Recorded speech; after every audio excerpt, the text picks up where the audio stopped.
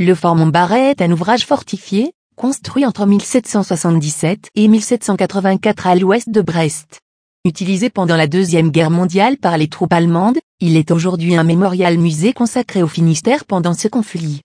Ce fort, né de la volonté du roi Louis XVI de faire de Brest une place forte imprenable, était le plus important maillon de la défense terrestre ouest de la ville, prévu pour 500 à 600 soldats. Il devint une caserne logistique allemande dès juin 1940 et jusqu'en 1944. Il fut un camp de travail pour les centaines de républicains espagnols contraints à participer à la construction de la base sous-marine de Brest. Dans les derniers jours de la bataille de Brest, un bataillon allemand de parachutistes y tint un siège de 4 jours. Ce fut après de nombreux assauts et l'usage intensif de chars lance-flammes de type Churchill Crocodile que la place se rendit le 16 septembre 1944. Remis en service dans les années 50 par la défense française, le fort Montbarret a abrité, pendant la guerre froide, le centre de commandement de la DCA, Défense contre avions marine, de l'Ouest breton et du port de Brest. Dès 1953, deux bunkers vinrent remplacer l'aile sud du fort ancien et supporter un radar de veilleur lointaine ainsi que les installations de commandement et technique du centre. Ces installations furent désaffectées à la fin des années 1970. Depuis 1984, il est loué à la ville de Brest par la Marine nationale pour constituer un mémorial-musée à la mémoire de l'histoire du Finistère pendant la Seconde Guerre mondiale, résistance et déportation. Depuis cette date, l'association Mémorial des Finistériens, créatrice du mémorial 39-46, le gère, en assure bénévolement l'ouverture, les événements et l'entretien à sa portée. Une exposition sur Brest en ruine y est présentée. On peut y voir un wagon de la mort ayant servi à la déportation 3 et de nombreux véhicules américains et pièces de DCA, défense contre l'aviation, ainsi qu'un char anglais Churchill.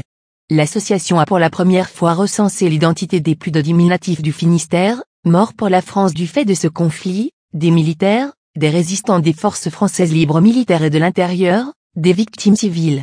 Leurs noms figurent dans la crypte du souvenir au centre du fort. Ce dernier accueille chaque année plus de 10 000 visiteurs. Le mémorial des Finistériens est l'œuvre du compagnon de la Libération, Charles Le Goasguen, 1920-1995, qui s'engagea dès le 1er juillet 1940, auprès du général de Gaulle dans les forces françaises libres. C'est en 1984 que la Marine nationale mit à la disposition de l'association qu'il venait de créer la jouissance du fort de Montbarret, dont la construction remonte à 1777 à 1784. Cette association a pour vocation de commémorer le souvenir de la Seconde Guerre mondiale et de la libération de Brest. Le mémorial rend hommage aux combattants français et alliés qui luttèrent côte à côte pour la victoire et la liberté.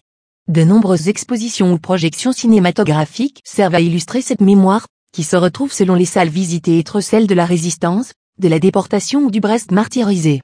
Le mémorial nous rappelle également par ses expositions permanentes, l'histoire du siège de Brest qui se déroula du 7 août 1944 au 18 septembre 1944. Les combats intenses qui en résultèrent contribuèrent, avec les bombardements des années précédentes, à détruire notre cité qui devait sortir meurtrie, exsangue, mais libre de ce terrible conflit. Avec le mémorial, le souvenir reste pour pallier les mémoires défaillantes. Le mémorial des Finistériens est uniquement ouvert, géré et entretenu par des bénévoles. L'association comporte actuellement 70 adhérents. Le conseil d'administration comprend 12 membres. Il se réunit régulièrement, un tiers est renouvelé annuellement à l'Assemblée générale. Soucieux de la perpétuation de la mémoire, les membres de l'association se veulent à la hauteur de la vision du président fondateur Charles Le Goasguen. Le mémorial des Finistériens est l'œuvre du compagnon de la Libération, Charles Le Goasguen, 1920-1995, qui s'engagea dès le 1er juillet 1940, auprès du général de Gaulle dans les forces françaises libres. La mise en œuvre de cette nouvelle stratégie fut favorisée par la venue d'hommes nouveaux aux commandes du pays, suite à l'avènement en 1774 sur le trône de France du roi Louis XVI et des risques de guerre qui s'annonçaient suite à la volonté d'indépendance de 13 colonies anglaises d'Amérique. En 1776, alors les États d'Amérique viennent de proclamer leur indépendance, l'homme fort en Bretagne est désormais le marquis de Langeron, commandant en chef de la province. À l'inverse de ses prédécesseurs, le marquis de Langeron était un innovateur. Il reconnaissait que les stratégies, en matière offensive, avaient évolué et qu'en conséquence il fallait s'adapter et apporter une réponse défensive appropriée. C'est pourquoi il adopta les conceptions nouvelles développées par un certain Carlet de la Rosière et avec l'aval de Louis XVI, il ordonna la construction du camp retranché, en avant de Brest. L'année 1776 marquera le début des grands travaux qui animèrent l'activité dans les paroisses limitrophes de Brest. On ne parlait pas encore de commune. 4 des 5 forts, formant ce camp retranché, furent construits sur le terroir de Saint-Pierre-Quilbignon. Commencés à la fin de 1776, les travaux allaient durer 10 ans. Au sujet de Montbarret, il est intéressant de noter que ce fort se nommait initialement Fort de Saint-Pierre. Cette dénomination faisait référence au bourg de Saint-Pierre-Quilbignon, situé à 500 mètres à l'est de la dite construction. La visite du ministre de la Guerre, 1779, le prince de Montbarret, généra une dénomination honorifique en substituant son nom prestigieux à celui plus commun de Saint-Pierre. À noter qu'à cette époque, le ministère de la Guerre se différenciait du ministère de la Marine. En 1779, le ministre de la Marine était le comte d'Albi, Antoine de Sartine, en place depuis 1774. Par contre, quelques années auparavant, de 1761 à 1766, Choiseul cumula la responsabilité des 2 ministères. Après le désastre de 1763, il sut avec bonheur et efficacité redresser la situation et préparer la revanche. Aujourd'hui, le fort s'appelle toujours Montbarret, avec un seul R. C'est en 1984 que la Marine nationale mit à la disposition de l'association qu'il venait de créer la jouissance du fort de Montbarret, dont la construction remonte à 1777 à 1784.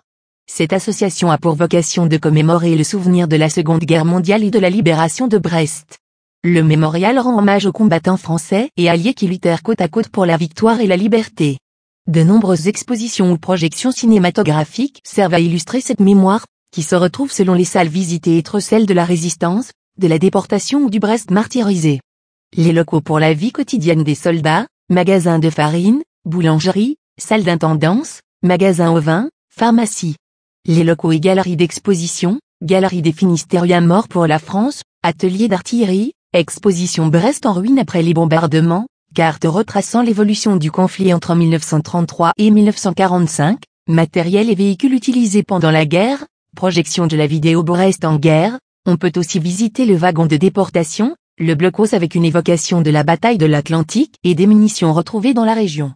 Parmi les nombreuses commodités de ce fort, moderne à la fin du XVIIIe siècle, on notera un puits qui contient 5000 litres d'eau. Dernier refuge des Allemands dans ce fort, dernière poche de résistance du siège de Brest. Abritant des dessins au mur datant de la construction, le puits ne se visite pas.